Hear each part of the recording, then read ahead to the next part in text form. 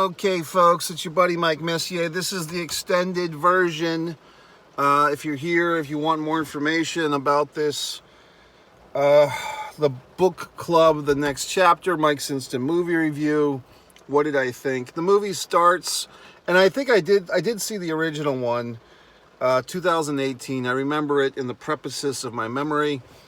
And I guess it's the new thing. You take four grand dames of the cinema, you put them together, four mature ladies, and you have Sex in the City. Or you have this, you have these 80 for Brady's and the book club, and Jane Fonda, credit to her, she's in both universes. I wouldn't mind seeing a mashup of the 80 for Brady gals and the book club gals, and you stick them all together in a stew, and what do you have?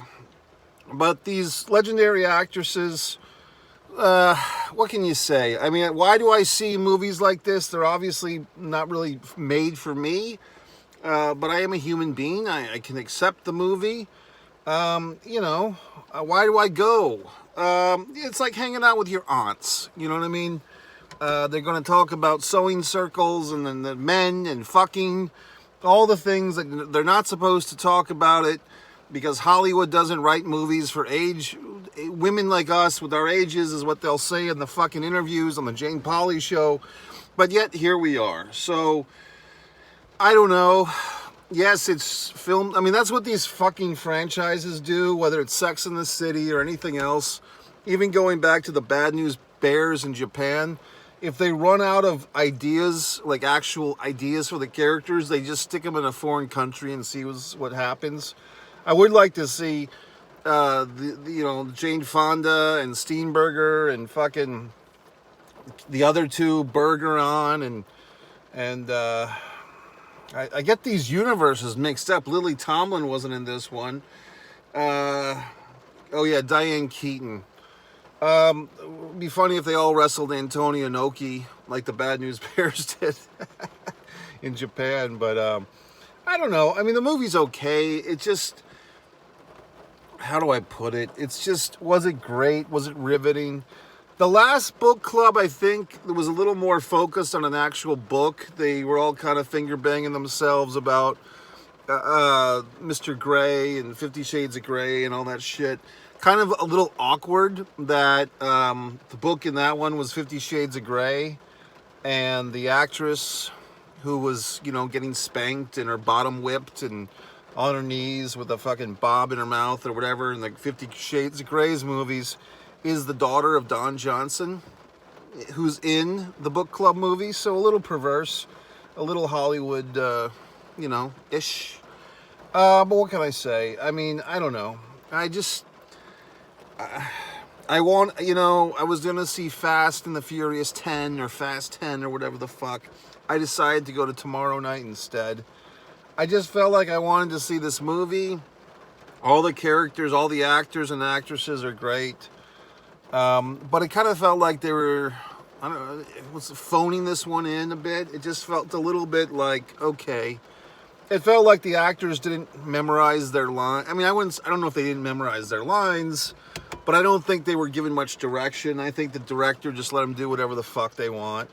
And there was a couple of moments early in this film.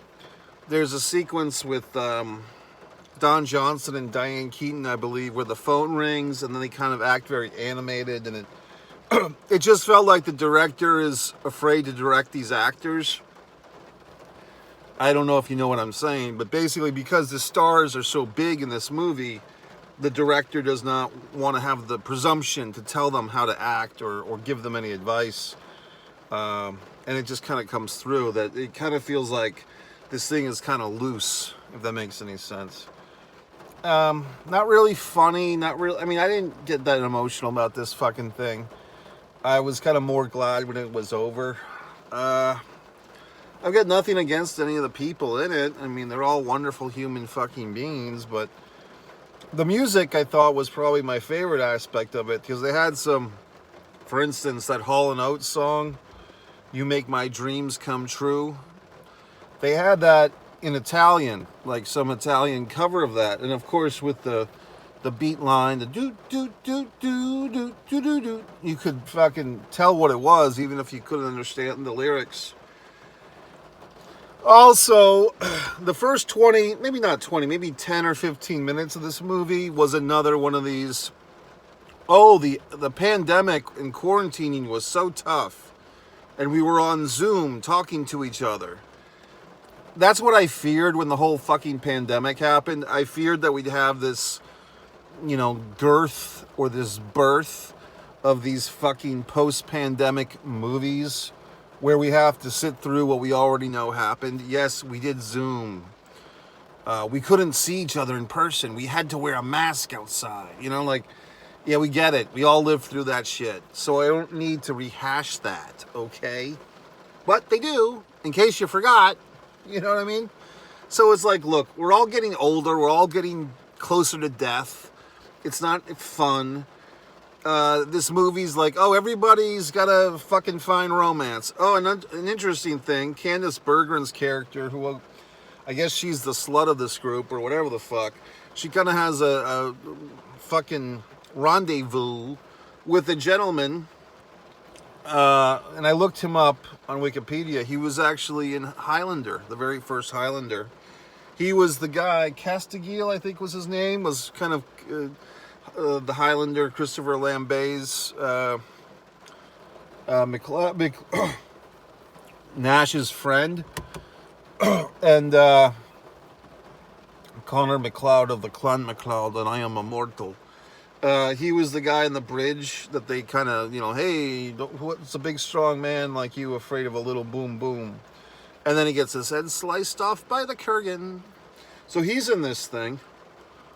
I did notice, I did do a little Wikipedia, and you probably say, well, why, Mike, would you do such a thing?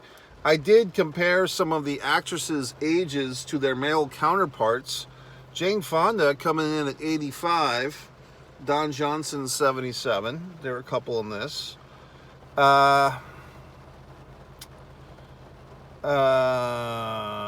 What's the other ones? Strindberger is actually younger. She's 73, and Craig T. Nelson's 79. And what was the other one? Actually, I think I want to say Don Johnson's 73 and Jane was 85. She does look good for 85 though, or something like that. And then what was the other tandem? Andy Garcia. Diane Keaton's got him beat by 10 years. Interestingly enough, apparently Diane Keaton played the aunt of Andy Garcia's character back when he was romancing Coppola, Francis Ford Coppola's daughter, drawing a blank of the name, in The Godfather 3. So just interesting. Overall, I'm not a big fan of this movie. I think I liked the first one because it was kind of new. 2018 was, before the fucking Brady for 80 or 80 for Brady. It would be good if in 80 for Brady, like maybe in the sequel, like Tom romances, one of those women. Like he's so fucked up from Giselle, go on, take the money and run, that he falls into the understanding arms of a slightly older woman, like, the Lily Tomlin character or Moreno, or maybe all four of them. I mean, I'm just thinking, Tom, you can use that. You can put me in the sequel. I'll direct it. I'll get better fucking performances than they got in this book club movie. So there you have it, folks. What did I think? Wasn't the best. That's it. Subscribe.